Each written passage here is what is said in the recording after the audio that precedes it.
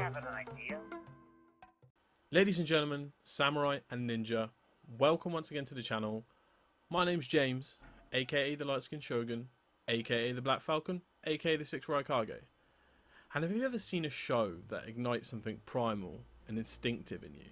A piece of art that makes your hair stand up on end and keeps you on the edge of your seat and entertained from start to finish.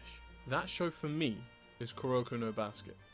Now I'd love to say this is an unbiased, just, perfect review of the narrative structure, characters, and the duality between the shadow and light, but it's not. I'd class this more as a love letter to Kuroko No Basket, if you'll put it like that, but from a basketball player's perspective. As in my opinion, the way they've dramatically recreated the intense feeling of actual games is something that I think is second to none amongst all sports anime. I'm going to split this video up into sections just to make this a bit easier to digest. But let's jump into plot. The story follows Kuroko Tetsuya, a mystery six-man from the most famous middle school team in Japan, Teiko Middle School. In the first few episodes, we meet up-and-coming power player Kagami Tiger, who's recently just gotten back from his trip to the States. Once our main characters meet, and are now both of Serene High School's basketball team, they make a pact to finally defeat the Generation of Miracles. These were the glorious nicknames given to Kuroko's former teammates. They were given this nickname by each of the starting five being lifetime prodigies in their own right, and somehow the universe aligned to allow them all to play on the same team at the same time. However, with the same talent comes the same level of ego. Upon their graduation, they finally realised the level of talent they did have, and they each went to separate schools determined to settle who was the greatest miracle. This then of course becomes the main mountain that Serene High has to conquer. This becomes the main focus and drive for our main duo, Kagami Tiger and Kuroko Tetsuya, the light and the shadow. Now we know a little bit more about the overall plot, it's character time. In an attempt to keep this video spoiler free, I've made sure to only go over the basics of each character so you can go on the same emotional roller coaster that I did. And I think we're best placed to start with our antagonist, the Miracles. Kisei may be the youngest of the Generation of Miracles, and he definitely plays the role of the rookie of the team when they were together. Unfortunately, that gives people the illusion that he's the weakest, and they are so wrong. Kisei has the unnaturally overpowered ability to copy any movement or skill he sees on the spot right there and then, which I want to just reiterate is completely dumb. He basically has the Sharingan, so it's on another level of bullshit in the show, but he is a really cool character and quite likeable by the end. Midorima! Midoriya is by far one of my favourites in this series, not just because of his skill set, but because of his overall personality and look as well. Now there are two main reasons for that, one being his amazingly gratifying character development, but the second being his ridiculous skill to be able to pull up anywhere on the court and drain a three. Now I'm not just talking anywhere behind the three-point line, maybe a 40-footer, a Steph Curry shot.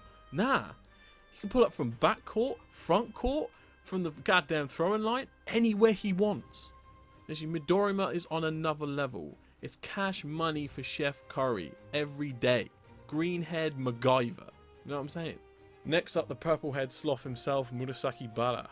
Murasaki Bara is the epitome of physical dominance in basketball. He's a visual representation of how strength, size and reach can completely dominate the game. He's the tallest player in the show by far, and he's the most naturally suited to play the game of basketball.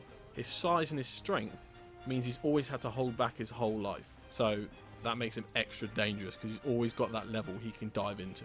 He's also off the charts in terms of reactions and reach. He's godlike on defense to the point where anything within or just outside the three-point line is within his defensive range to block. I just want to reiterate, he can block anything in the three-point line. What the fuck? Do you actually know how dumb and broken that is? Murasaki Bara, everybody. Woohoo! I'ma love this one. This slot is for my boy Aomine Daiki. And don't you forget that name. Now, he hands down wins the award for my favourite character. He's unbelievably cool, unbelievably overpowered, and he's one of the only black characters I haven't seen that's completely overdone with some big ass lips. Thanks, Japan. Don't think I don't notice.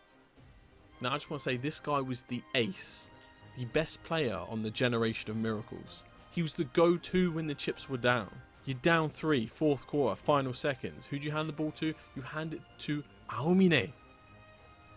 Do you know how good you have to be to stand out amongst these monsters, these once in a lifetime talents, the never before seen stars have to align fucking bullshit talent. That's Aomine. Aomine's free flowing street style completely obliterates any and all opponents. He is an unbelievable godlike scorer and he can't be stopped by anyone. His only problem is he's so good, he finds it fucking boring.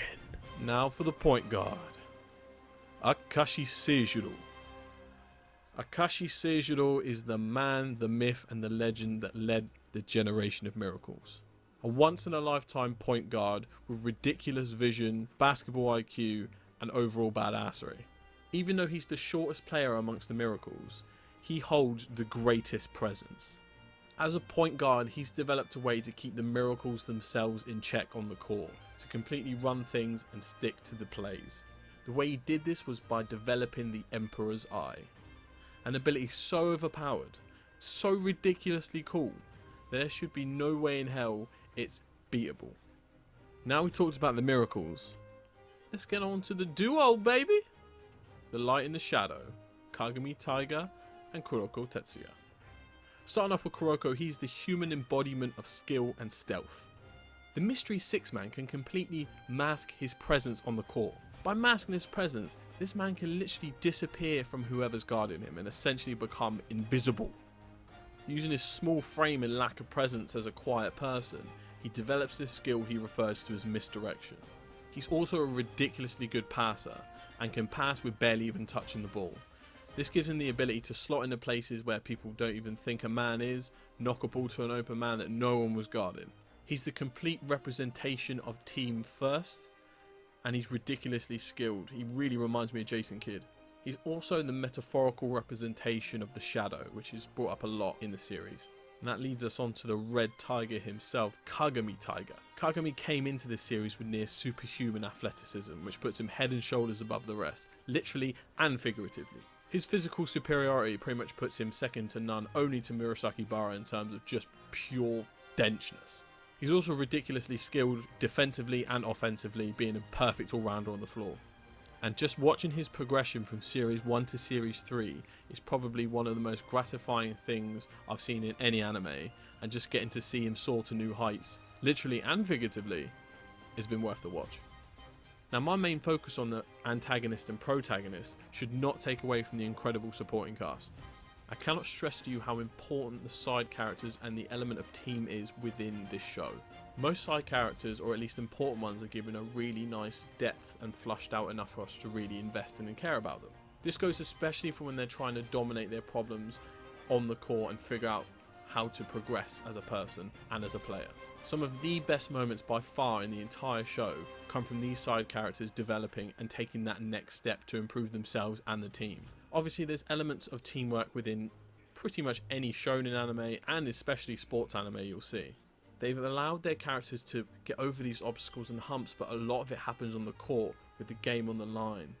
They are very good at leaving the clock ticking and leaving that very big sense of urgency, and the time is going down for you to gain this skill and get over this hump, otherwise your team is done for.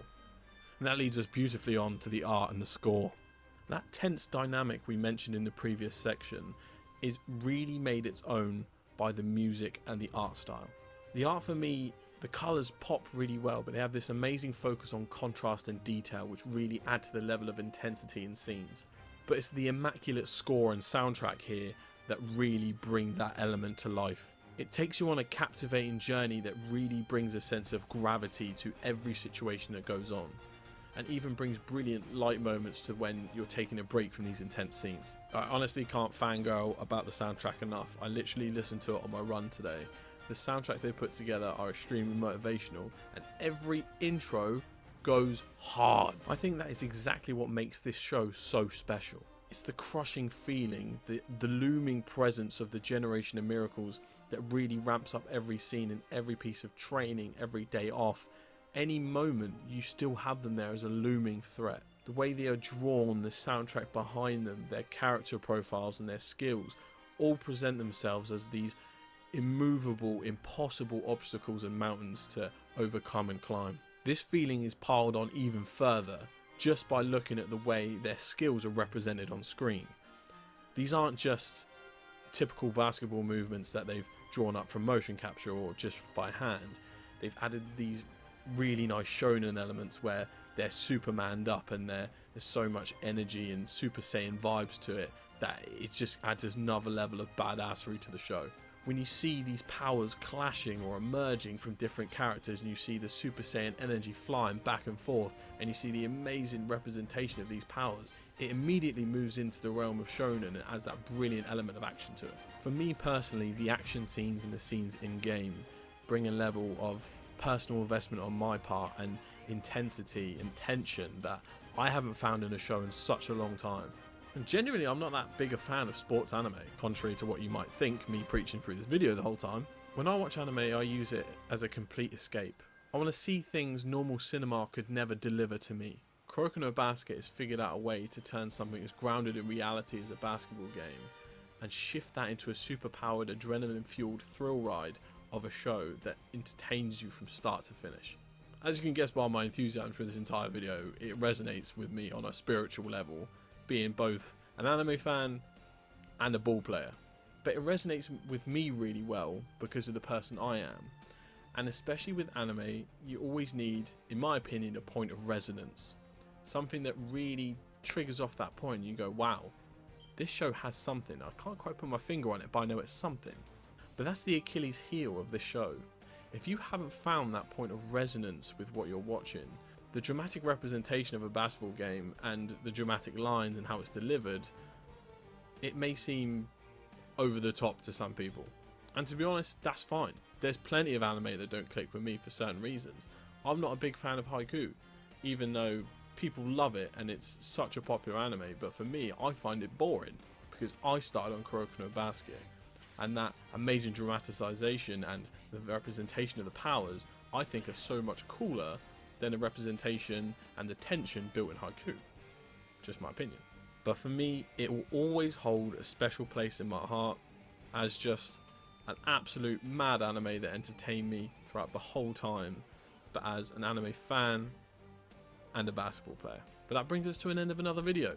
If you liked the video, if you found it entertaining, please drop a like, please subscribe, it would mean a lot to me. I'm going to be doing plenty more of these videos, even though they take a little bit longer to make, but frankly, quality over quantity in my opinion. But that's it from me. Feel free to join the Shogunate, hit the subscribe button, hit that notification bell, and I'll see you in the next one. Peace.